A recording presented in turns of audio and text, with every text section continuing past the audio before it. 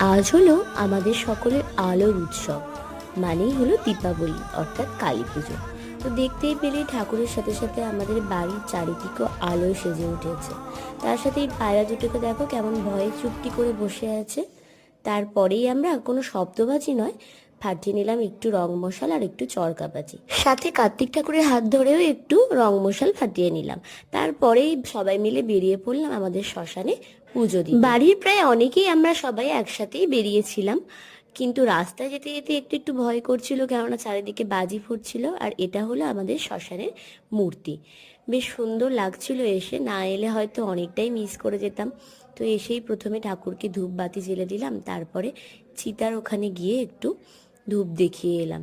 তারপরেই মায়ের প্রসাদ দিচ্ছিল দেখে একেবারে কিছু না ভেবে চিন্তে সকলে মিলে মায়ের প্রসাদ খেয়ে নিলাম। তারপরেই বাড়ি চলে গেলাম।